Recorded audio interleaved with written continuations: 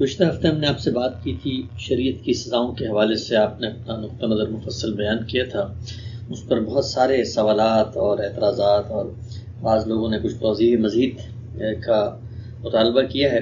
میں چاہوں گا کہ لوگوں کے الفاظ ہی میں جو ان کے اشکالات ہیں وہ آپ کے سامنے رکھوں، اور بڑی تعداد میں ہمیں موصول ہوئے، اور میں چاہوں گا کہ آپ ان کی ذرا وضاحت کرتے جائیں۔ یہ لکھتے ہیں کہ غامدی صاحب نے جو بات بیان فرمائی ہے کہ مسلمان ہی کو سزا دی جائے گی جو بیان ہوئی ہے، اسی طرح سے یہ انتہائی سزائیں ہیں، اور اسی طرح سے جب مجرم کسی رعایت کا مستحق نہیں ہوگا تب یہ سزائیں دی جائیں گی، تو اس کا مطلب یہ ہے کہ وہ لوگ جو دین کا سچا شعور نہیں رکھتے، چوری کرنے کے بعد ہر کوئی یہی کہے گا کہ میں تو سچا شعور رکھتا ہی نہیں تھا، اور اس طرح تمام چور سزا سے بچ جائیں گے کیونکہ یہ اتنی خطرناک سزا ہے۔ پہلا سوال، ایک تو بنیادی بات یہ سمجھ لیجئے کہ یہ بات کہ یہ سزائیں مذہبی قانون کی حیثیت رکھتی ہیں، یہ تو ہر لحاظ سے واضح ہے۔ یعنی اللہ تعالیٰ نے یہ سزائیں بیان کی ہیں، اللہ تعالیٰ نے ان کو اپنی طرف سے نکال قرار دیا ہے، عذاب قرار دیا ہے۔ یہ تو قرآن مجید میں صراحت کے ساتھ بیان ہو گیا ہے۔ ٹھیک، جتنے بھی دینی احکام ہیں وہ مسلمانوں ہی کے لیے ہوتے ہیں۔ اگر اللہ تعالیٰ نے کہا ہے نماز پڑھو، تو آپ ایک غیر مسلم سے نماز کا مطالبہ نہیں کرتے، پہلے اللہ پر ایمان کا مطالبہ کرتے ہیں، رسالت مآب صلی اللہ علیہ وسلم پر ایمان کا مطالبہ کرتے ہیں۔ یعنی قرآن مجید کو اللہ کی کتاب کی حیثیت سے وہ مانے گا تو تب اس کے احکام پر عمل کا مطالبہ کریں گے۔ زکوٰۃ آپ جانتے ہیں کہ یہ پوری ریاست کے لیے اللہ کا عائد کردہ ٹیکس ہے۔ مسلمانوں کو پابند کیا گیا ہے کہ وہ اپنی حکومت کو یہ رقم ادا کر دیں گے، لیکن یہ غیر مسلموں پر عائد نہیں کی جاتی۔ اچھا، خود قرآن مجید نے سورہ مائدہ میں اس چیز کو موضوع بنا لیا ہے، اور اس میں دیکھیے یہ کہا ہے کہ یہود رسالت مآب صلی اللہ علیہ وسلم کی عدالت میں اپنے مقدمات لے کے آ رہے ہیں، تو فرمایا کہ اگر آپ چاہیں تو ان کے مقدمے کی سماعت کر لیں، ورنہ ان سے کہیں کہ کیف یحکمونک وعندہم التوراۃ فیہا حکم اللہ، یہ آپ کے پاس اپنا مقدمہ لے کے کیوں آئے ہیں؟ ان کے ہاں تو تورات موجود ہے جس میں ان کے لیے اللہ کا حکم بیان ہو گیا ہوا ہے۔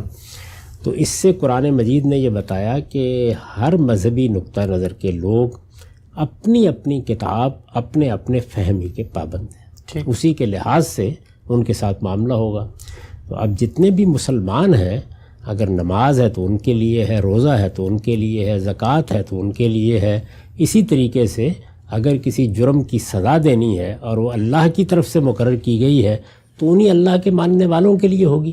یہ ایک بڑی بدیہی بات ہے، اور اس کو بڑی وضاحت کے ساتھ قرآن مجید نے سورہ مائدہ میں موضوع بنایا ہے، اور موضوع بنا کے یہ بتایا ہے، بلکہ اس میں بہت خوبصورت اسالیب ہے۔ اس میں اہل انجیل کو کہا گیا وَلْيَحْكُمْ أَهْلُ الْإِنجِيلِ بِمَا أُنزِلَ إِلَيْهِمْ وَلْيَحْكُمْ أَهْلُ التَّوْرَاةِ، یعنی تورات کے حاملین اس قانون کے مطابق فیصلہ کریں جو ان کے لیے تورات میں ہے، اور انجیل کے حاملین اللہ کے نازل کردہ اس حکم کے مطابق فیصلے کریں جو ان کے لیے ہے۔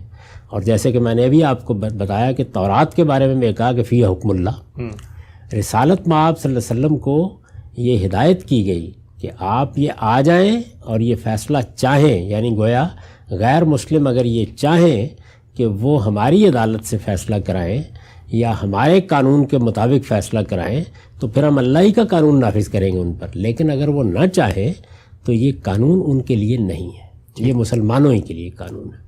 اس لیے میں نے یہ ایک بنیادی بات کی طرف توجہ دلائی تھی کہ یہ ہمارا مذہبی قانون ہے، یہ کوئی ریاستی قانون اس طرح نہیں ہے۔ آپ جب کوئی ریاست منظم کرتے ہیں، خواہ وہ آج کی ریاست ہو یا قدیم زمانے کی، تو اس میں بہت سے قوانین آپ شورا سے بناتے ہیں، مشورے سے، رائے سے، ایک دوسرے کے ساتھ صلاح کر کے آپ کچھ قوانین بناتے ہیں۔ وہ سزائیں بھی ہوں گی، وہ بہت سے جرائم کی بیخ کنی کے لیے کی گئی تدابیر بھی ہوں گی، وہ سب چیزیں ہوں گی۔ یہ ضابطے، یہ قوانین جیسے ہمارے ہاں مجموعہ تعزیرات ہوتا ہے اس میں درج ہوں گے، اور اس میں مسلم غیر مسلم سبھی لوگ شریک ہیں۔ ایک تو بنیادی بات یہ سمجھ لیجئے کہ یہ ہمارا مذہبی قانون ہے، اس لیے یہ ہر حال میں مسلمانوں کے لیے۔ اس کے بعد اب دوسرے جائیے. وہ لوگ خاص طور پر جو اس چیز کو جاننا چاہیں کہ مذہبی قانون کس طرح اسی جماعت کے لیے، انہی لوگوں کے لیے ہوتا ہے جو اس پر ایمان رکھتے ہیں. یہی انصاف کا تقاضا ہے. یعنی میں اگر اللہ کو مانتا ہوں، میں اگر محمد الرسول اللہ پر ایمان رکھتا ہوں، تو اب نماز میرے لیے ضروری ہے، روزہ میرے لیے ضروری ہے، حج میرے لیے ضروری ہے. اسی طرح کے باقی احکام ہیں. مجھے زکوٰۃ ادا کرنی ہے، مجھے جو واجبات مجھ پر ہیں ان کو پورا کرنا ہے. اگر کسی موقع پر اللہ تعالیٰ کے دین کی حفاظت کے لیے یا ظلم و عدوان کے خاتمے کے لیے میدان جنگ میں اترنا پڑے تو اپنی جان قربان کرنے کے لیے تیار ہونا ہے. یہ تمام مطالبات مجھ سے کیے گئے ہیں مسلمان کی حیثیت سے. ٹھیک. ایک بات اور میں نے عرض کیا کہ اس کے لیے اگر تفصیل دیکھنی ہو تو لوگوں کو سورہ مائدہ کا مطالعہ کرنا چاہیے.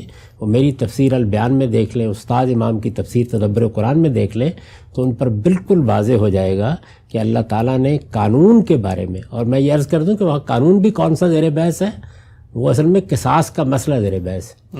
چنانچہ آگے جا کر اللہ تعالیٰ نے بتایا ہے کہ تورات میں تو ہم نے قصاص کا یہ قانون نازل کیا ہوا ہے. تو یہ آپ کے پاس کیا کرنے کے لیے آئے؟ وہ ان کے لیے ان کا قانون، آپ کے لیے آپ کا قانون. یہ بنیادی بات بتا دی. البتہ کوئی خود کہتا ہے تو پھر ہم اپنے قانون کے مطابق فیصلہ کرتے ہیں. دوسری بات یہ ہے کہ سزا جب کبھی قانون میں بیان کی جاتی ہے تو ایک طریقہ یہ ہے کہ آپ سزا کو خود مدارج میں تقسیم کر دیتے ہیں. یہ دیکھا ہوگا آپ نے کہ کبھی بھی کسی مجموعہ قانون کے اندر ایک جرم کی ایک ہی سزا نہیں بیان کی جاتی. ہمیشہ یہ بتایا جاتا ہے کہ اگر فلاں جرم ہوگا تو اس میں مثال کے طور پر $300 سے لے کر $1000 تک جرمانہ ہوگا، یا $10,000 سے لے کر $1,00,000 تک جرمانہ ہوگا، یا آپ کہتے ہیں اس میں 2 ماہ سے لے کر 6 ماہ تک قید ہوگی، یا آپ کہتے ہیں اس میں 3 سال سے لے کر 10 سال تک قید ہوگی. یہ کیوں کیا جاتا ہے؟ اس کی وجہ یہ ہے کہ جرم ایک ہی ہے، وہی جرم ہوا ہے. یعنی کسی نے چوری کی ہے، کسی نے بدکاری کی ہے، کسی نے ملاوٹی کی ہے، کسی نے کوئی ٹریفک کا قانون ہی توڑا ہے، اس نے جرم وہی کیا ہے. لیکن جرم کی نوعیت اور مجرم کے احوال یکساں نہیں ہوتے. تو اس لیے ہمیشہ مدارج کے ساتھ سزائیں تجویز کی جاتی ہیں. کوئی قانون بھی جب آپ انسانوں پر لاگو کرتے ہیں تو ان کے احوال کی رعایت یہ قانون کے نفاذ کا یا قانون کی اخلاقیات کا لازمی تقاضا ہے. ملحوظ رکھنا چاہیے اسے. اب میں آپ سے عرض کرتا ہوں کہ دیکھیں قرآن مجید نے اس میں کیا طریقہ اختیار کیا.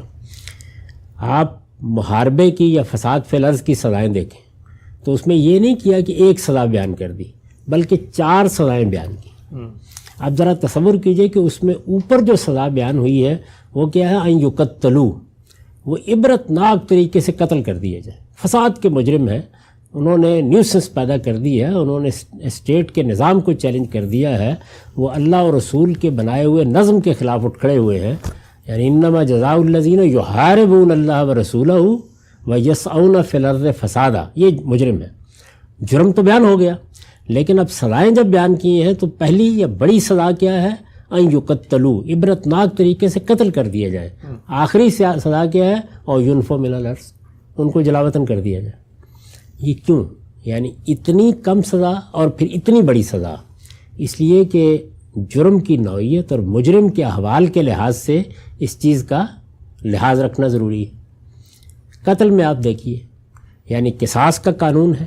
یہ بتایا گیا کہ اگر کسی نے قتل کا ارتکاب کیا ہے تو اس کو قتل کیا جا سکتا ہے، بلکہ یہ مسلمانوں کے معاشرے کا فریضہ ہے. کتب علیکم القصاص، لیکن پھر اس میں آگے رعایت کا مضمون آ گیا اور یہ بتایا ہے کہ دیت پر معاملہ ہو سکتا ہے. وہ دیت پر جو معاملہ ہوتا ہے، دیت کیا ہے؟ مالی تاوان عائد کر دیا. یعنی آپ نے بجائے جان لینے کے آپ نے مالی تاوان یا مالی جرمانہ عائد کر کے ایک جرم کی سزا کتنی کم تر کر دی. کہاں یہ کہ مجھے مار دیا جانا تھا، اور کہاں یہ کہ مجھ سے چند لاکھ روپے یا چند کروڑ روپے ہی کہہ لیجئے وہ لے کر مجھے معاف کیا جا رہا ہے. تو وہاں پر بھی یہ دونوں چیزیں کیوں رکھی گئی ہیں؟ وہی جرم کی نوعیت، مجرم کے حوال. البتہ وہاں یہ بات شامل کر دی گئی ہے کہ یہ فیصلہ تنہا عدالت کو نہیں کرنا، رعایت دینے کا.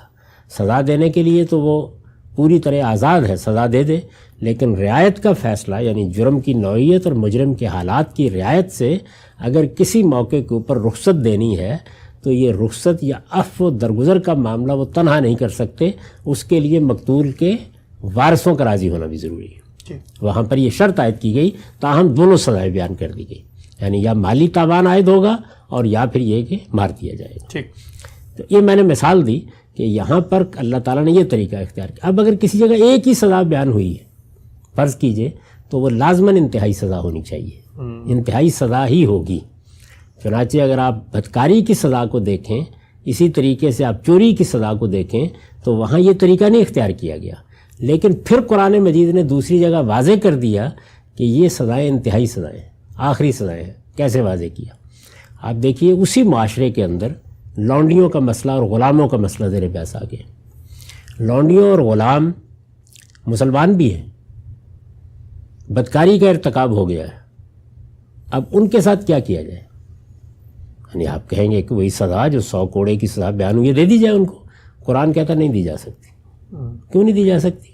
اس لیے کہ ان کی اخلاقی حالت، ان کی تربیت، ان کے احوال، ان کا مسلمان کی حیثیت سے شعور، ان کا ان چیزوں کے بارے میں کہ یہ کتنی شنیع ہے، یعنی بدکاری یا چوری یا اس طرح کی چیزیں یہ کتنی شناعت اپنے اندر رکھتی ہیں، یہ شعور اس سطح کا نہیں۔ تو اب یہ کہا گیا ہے کہ بدکاری کا ارتکاب ہوا ہے، جرم ہو گیا ہے، لیکن سزا نہیں دی جائے گی، یہ سزا دی ہی نہیں جائے گی۔ اس کے بعد مزید دیکھیے کیا کہا کہ اگر ان کو اچھے ماحول میں رکھا گیا، ان کی پاک دامنی کی حفاظت کی گئی، خاندان کی طرف سے بھی اور بعد میں اگر شادی ہو گئے تو شوہروں کی طرف سے بھی، اس صورت میں بھی ان کو آدھی سزا دی جائے گی، پوری سزا نہیں دی جائے گی۔ عادت تھی ایک پیچھے سے، یعنی عادت ہی ہونا کافی نہیں ہے، اصل چیز وہ ماحول ہے۔ آپ کو کس ماحول میں تربیت پانے کا موقع ملا، آپ نے کس طرح چیزوں کو سمجھا، آپ کو کیا تعلیم ملی، یہ احوال کی رعایت کے قانون کو خود قرآن مجید نے سورہ نساء میں اسٹیبلش کیا۔ یہ بتایا، یعنی سورہ نور میں سزا بیان کی اور وہاں یہ بتایا کہ یہ احوال ہیں، ان میں نہیں دی جائے گی۔ بالکل اسی اصول کے اوپر اسلام کے جلیل القدر حکمران سیدنا عمر رضی اللہ عنہ نے یہ جانتے ہیں کہ آپ عام الرمادہ میں سزا دینے سے انکار کر دیا۔ لوگ خیال کرتے ہیں انہوں نے اللہ کے حکم کو معطل کر دیا، معاذ اللہ، اس کا کیا سوال تھا؟ یعنی ان کے نزدیک جن لوگوں نے چوری کا ارتکاب کیا تھا ان کے حالات رعایت کا تقاضا کر رہے تھے، جیسے کہ یہاں قرآن مجید میں سورہ نساء میں لونڈیوں اور غلاموں کے بارے میں یہ فرمایا۔ تو جہاں بھی ایک سزا قانون میں بیان ہوگی وہ ہمیشہ انتہائی سزا ہوتی ہے۔ اس کو خود قرآن مجید نے مثال دے کے واضح کر دیا ہے سورہ نساء میں۔ اب اگر یہ دونوں اصول اسٹیبلش ہو گئے، یعنی یہ جتنی بھی سزائیں بیان ہوئی ہیں یہ مسلمانوں کے لیے ہے، پہلی بات۔ دوسرے یہ کہ یہ انتہائی سزائیں ہیں، اگر تو سزائیں تدریج سے بیان ہوئی ہیں، جیسے کہ حرابہ کی سزائیں ہیں، جیسے کہ قتل کی سزا ہے، اگر تو معاملہ یہ ہے تو پھر تو اللہ تعالیٰ ہی نے اصل میں احوال کی رعایت کے لحاظ سے زیادہ سزا کیا ہے، آخری سزا کیا ہے، کم سزا کیا ہے، عفو و درگزر کا کیا معاملہ خود طے کر دیا۔ اگر کہیں یہ چیز نہیں طے کی تو سورہ نساء کی ان آیتوں نے واضح کر دیا کہ یہ پھر اجتہاد سے ہمیں طے کرنا ہے۔ یعنی اب ہم یہ دیکھیں گے کہ کیا جس مجرم کو ہم سزا دینے جا رہے ہیں وہ اسی طرح کا تو نہیں ہے جیسے کہ عرب کی لونڈیاں اور عرب کے غلام تھے، اس کی ذہنی حالت وہی تو نہیں ہے، اس کا شعور ویسا ہی تو نہیں ہے، اس کے احوال اسی طرح کے تو نہیں ہیں۔ یہ ساری چیزیں دیکھی جائیں گی۔ اور یہ چیزیں کیسے دیکھی جاتی ہیں؟ یعنی جب عدالت میں معاملہ زیر بحث آتا ہے، ایک چور ہے، ایک بدکار ہے، اس کا معاملہ زیر بحث آ گیا، ہر مسلمان سزا کا مستحق ہو گیا ہے۔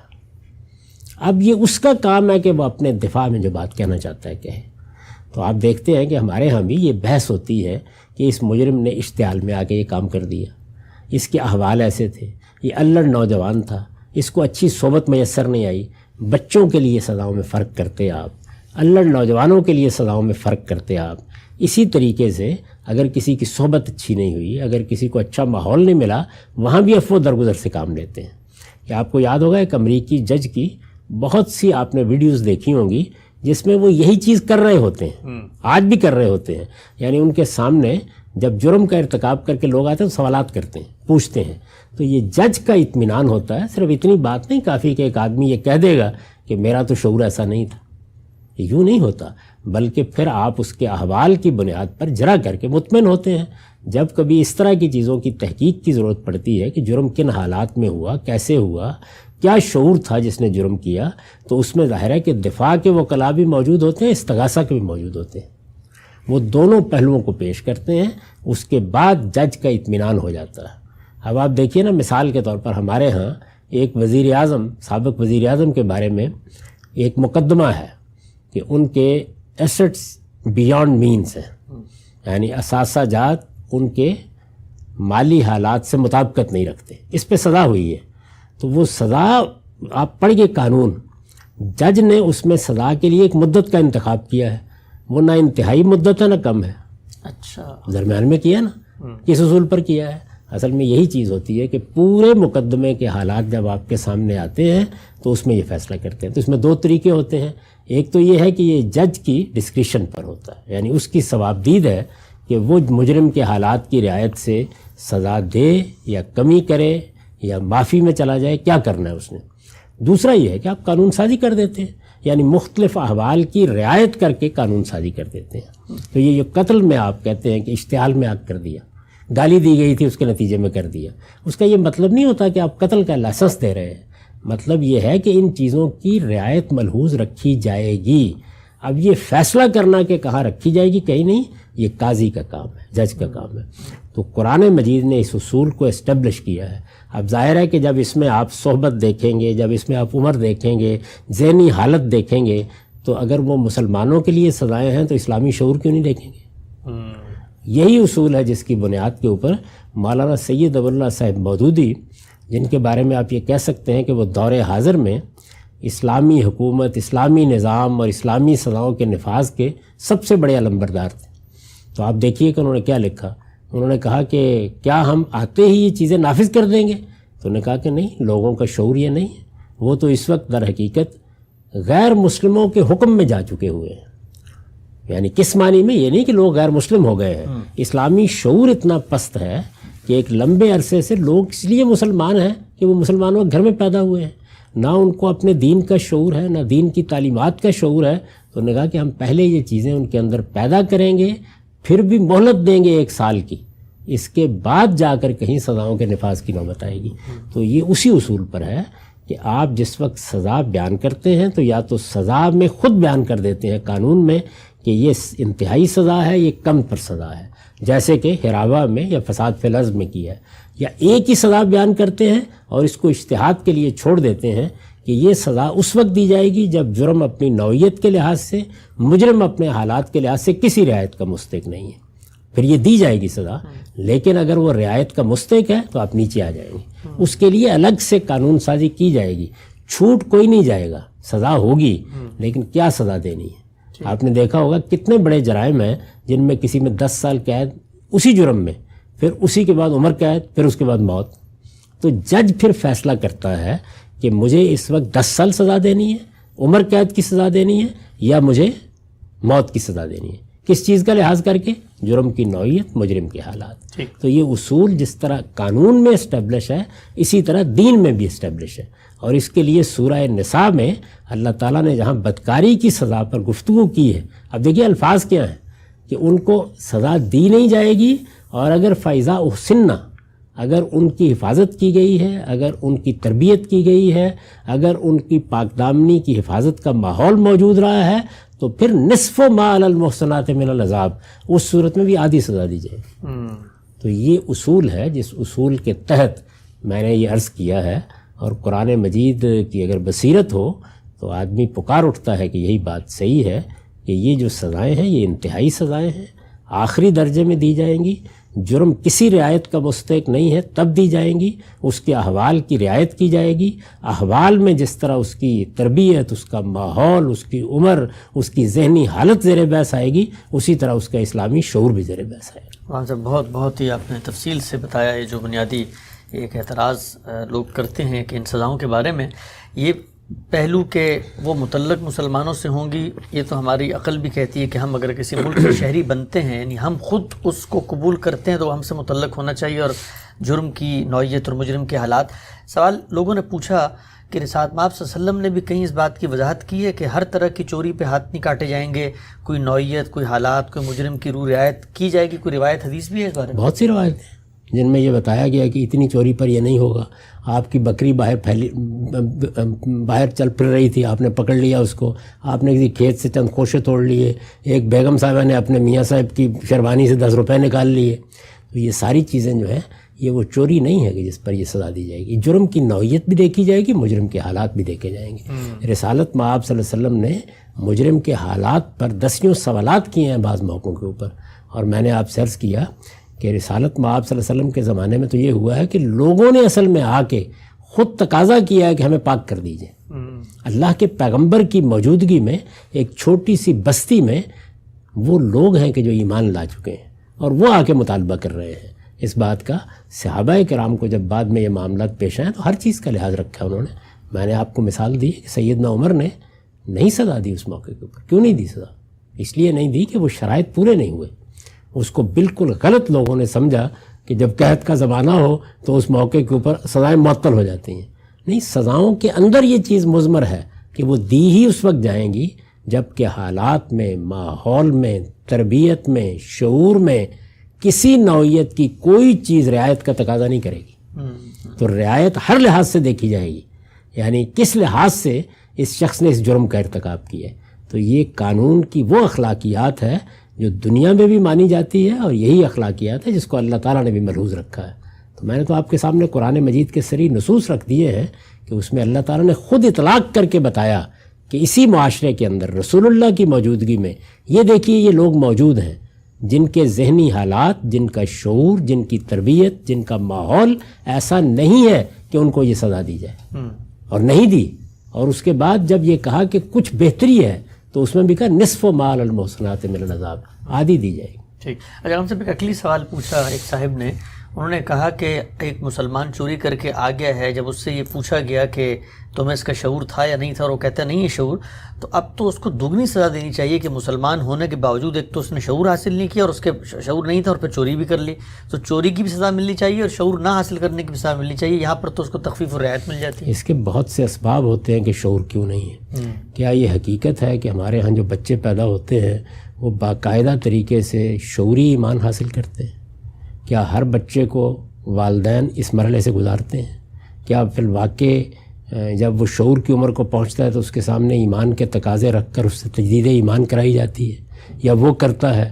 ہم مسلمانوں کے گھر میں پیدا ہوتے ہیں, ایک شخص ہندوؤں کے گھر میں پیدا ہوتا ہے, ایک مسیحیوں کے گھر میں پیدا ہوتا ہے, اپنی ایک ثقافتی, تہذیبی, خاندانی روایت کے طور پر میراث میں جو اس کو دین ملتا ہے اس کو اختیار کر لیتا ہے. اچھا, پھر اختیار کر لیتا ہے بھی کیا اختیار کرنا ہوتا ہے؟ اس وقت ذرا اپنے معاشرے میں جا کے دیکھیے, دسیوں دانشور میں آپ کو بتا سکتا ہوں کہ جو محض اپنی تہذیبی روایت کے تحت مسلمان ہیں, آپ ان سے بات کریں نہ ان کو اللہ تعالیٰ پر ایمان ہے, نہ ان کو آخرت پر ایمان ہے, نہ وہ رسول اللہ کے اوپر اطمینان کا اظہار کرتے ہیں, صاف صاف اپنی نج کی مجالس میں ان چیزوں کا اقرار کرتے ہیں.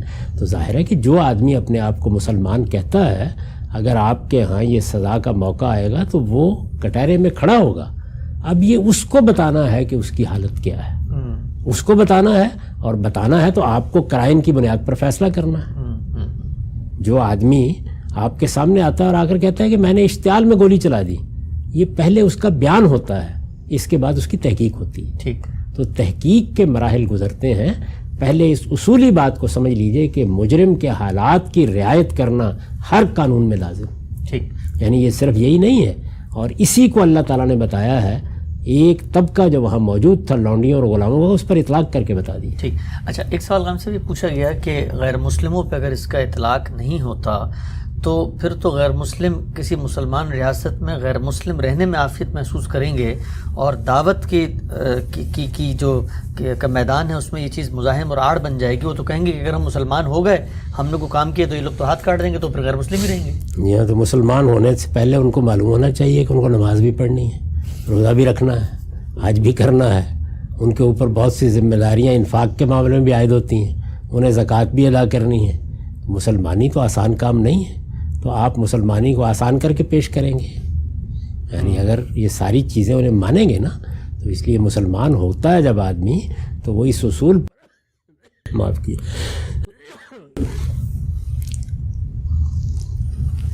وہ اس اصول پر مسلمان ہوتا ہے کہ حق مجھ پر واضح ہوا ہے, میں نے اپنے رب کو پہچان لیا, میں نے اپنے رب کے پیغمبر کی معرفت حاصل کر لی ہے. اللہ کی کتاب قرآن مجید کے حقائق مجھ پر واضح ہو گئے ہیں، ایسے ہی مسلمان ہونا چاہیے۔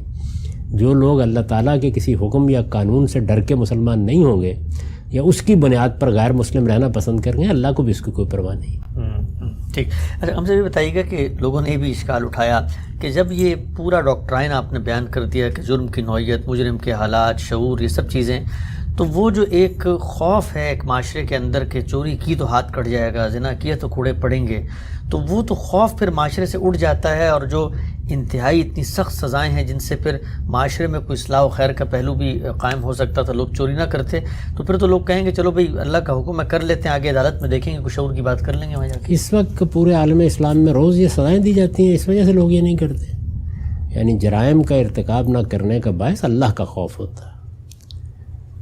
سزا کے معاملات سے تو آدمی بچنے کے 10 راستے نکال لیتا ہے، اب بھی نکالتے ہیں۔ کتنے مجرم ہیں جن کے لیے سزائیں آپ کے یہاں بڑی سخت مقرر ہیں، آپ دیکھیے نشہ اور چیزیں لے کے آنے والوں کے لیے کتنے ملک ہیں جن میں موت کی سزا مقرر ہے، اس کے باوجود جو داعیات اندر پیدا ہوتے ہیں، آدمی دولت کمانے کے لیے پڑیا باندھ لیتا ہے۔ تو اس لیے یہ بالکل یعنی انسانی نفسیات سے ناواقفیت کی وجہ سے یہ سوالات پیدا ہوتے ہیں۔ اصل چیز یہ ہے کہ سزا بہرحال جرم کی نوعیت اور مجرم کے حالات دیکھ کر دی جائے گی، ٹھیک، اور لوگوں کے اندر جرائم کی طرف رغبت کو ختم کرنے کے لیے محض سزائیں نہیں ہوتی۔ اچھا، پھر یہ امکان کیسے ختم ہو گیا؟ یعنی ظاہر ہے کہ اس کو یہ معلوم ہے کہ مجھے عدالت میں جانا ہے، وہاں یہ سوال پیدا ہوگا، میں ایک مسلمان کی حیثیت سے اپنا شناختی کارڈ رکھتا ہوں، سزا میرے لیے ہے، اب مجھے اپنے دفاع میں ثابت کرنا ہے اس بات کو کہ میرے حالات کیا ہیں کیا نہیں، یہ سب ہوگا نا۔ تو اس وجہ سے سزائیں تو اپنی جگہ موجود ہیں، لیکن مجرم کے حالات کی رعایت کے اصول کو کیسے توڑا جا سکتا ہے؟ پھر تو آپ یہ کہیے کہ قرآن مجید نے جب کہا لونڈیوں اور غلاموں کو سزا نہیں دی جائے گی تو لائسنس دے دیا کہ اب تم بدکاری کیا کرو، اور جب یہ کہا تمہیں نصف سزا دی جائے گی تو انہوں نے کہا کہ کیا کہنے ہے اس بات کہ اگر 50 کوڑے ہی نا پڑ جائیں گے۔ تو ایسا نہیں ہے، یعنی اخلاقیات قانون اپنے طریقے پر کام کرے گی، جرائم کو ختم کرنے کے لیے جو ذرائع ضروری ہیں وہ اختیار کیے جائیں۔ ٹھیک، اچھا صاحب ایک سوال یہ پوچھا گیا کہ چوری کے معاملے میں چلے سمجھ میں آتا ہے، ضرورت ہے، حرص ہے، لالچ ہے، کوئی چیز ہے، ماحول، اس میں جرم کی نوعیت، مجرم کے حالات دیکھے جائیں گے، لیکن زنا جیسے جرم کے اندر تو ایک ہی چیز ہوتی ہے، انسان کی رغبت پیدا ہوتی ہے، تو اب کیا جج اس سے یہ پوچھے گا کہ تم مثلا خاتون کے زلف گرا کے اسیر تو نہیں ہو گئے تھے، تو اس میں رعایت کا کیا پہلو سامنے آ سکتا ہے؟ نہیں، اس میں مجرم کے احوال دیکھے جاتے ہیں۔ مجرم کے احوال کا مطلب یہ ہوتا ہے کہ عمر کیا تھی، ماحول کیا تھا، صحبت کیا تھی، تربیت کیا ہوئی، معاشی حالات کیا تھے، یہ ساری چیزیں ہیں جتنی دیکھی جاتی ہے۔ رسالت مآب صلی اللہ علیہ وسلم نے اسی لیے آپ دیکھیے جب مجرم آپ کے سامنے آئے تو 10 سوالات کیے، یہ متعین کرنا ضروری ہوتا ہے۔ بلکہ آپ دیکھیں کہ ماعز کے بارے میں یہ معلوم ہے کہ قوم کے لوگوں کو بلا کر پوچھا کہ اس کی ذہنی حالت کیسی رہی ہے، کس طرح کا آدمی ہے، انہوں نے اس کے بعد باقاعدہ گواہی دی، یہ سب کچھ موجود ہے۔ کون سا ایسا جج ہے اور کون سا ایسا قاضی ہے کہ جو جرم کی نوعیت یا اس چیز کو متعین نہیں کرے گا؟ ہاں البتہ جس وقت قانون سازی کر دی جاتی ہے کہ یہ حالت ہے جس میں یہ کام کرنا ہے، مثال کے طور پر آپ کے ہاں جو جرائم کی سزائیں بیان ہوئی ہیں حرابہ کے عنوان سے یا فساد فی الارض سے، ان میں ہم کل قانون سازی کر دیتے ہیں کہ جرم کی یہ نوعیت ہوگی تو یہ سزا دی جائے، یہ نوعیت ہوگی تو یہ سزا دی جائے، یہ نوعیت ہوگی تو یہ سزا دی جائے، یعنی ہم خود متعین کر دیں پارلیمنٹ میں تو پھر جج اس کا پابند ہو جاتا ہے۔ ورنہ یہ ہے کہ قانون میں جو سزائیں ہوتی ہیں ان میں جرم کی نوعیت، مجرم کے حالات دیکھ کر وہ خود فیصلہ کرتا ہے کہ اگر 3 سے لے کے 10 سال قید کی سزا بیان کی گئی ہے تو کس چوری پر مجھے 3 سال کی سزا دینی ہے، کس پر 7 کی دینی ہے، کس پر 10 کی دینی ہے۔ ٹھیک، اچھا آخری ایک ہم سب ایک صاحب کا کمنٹ آیا ہوا تھا، وہ یہ فرما رہے تھے کہ اگر تو یہ اللہ کے ساتھ عہد کرنے کا ایک نتیجہ ہے اور بدلہ ہے، اللہ تعالیٰ کی طرف سے آپ چوری کرتے ہیں، تو پھر ایک مسلمان جھوٹ بھی بولتا ہے اور زبان سے بھی سارے کام کرتا ہے، تو وہاں تو اللہ نے زبان کاٹنے کا حکم نہیں دی۔ یہ اگر 2 زبانیں ہوتی تو ان میں سے بھی ایک کاٹی جاتی، اگر 2 عضو ہوتے تو ان میں سے بھی ایک شاید کاٹ دیا جاتا، تو ہاتھ 2 ہیں، اس کے بعد آدمی بیکار نہیں ہو جاتا۔ تو اس لیے اللہ تعالیٰ نے بدکاری کی سزا کو کوڑوں میں تبدیل کر دی۔ ٹھیک، اس لیے کہ اگر وہاں پر آپ کاٹ دینے کی سزا دیتے ہیں تو پھر کوئی دوسری چیز باقی نہیں رہی، وہ تو امتحان ہی باقی نہیں رہا ایک طرح سے۔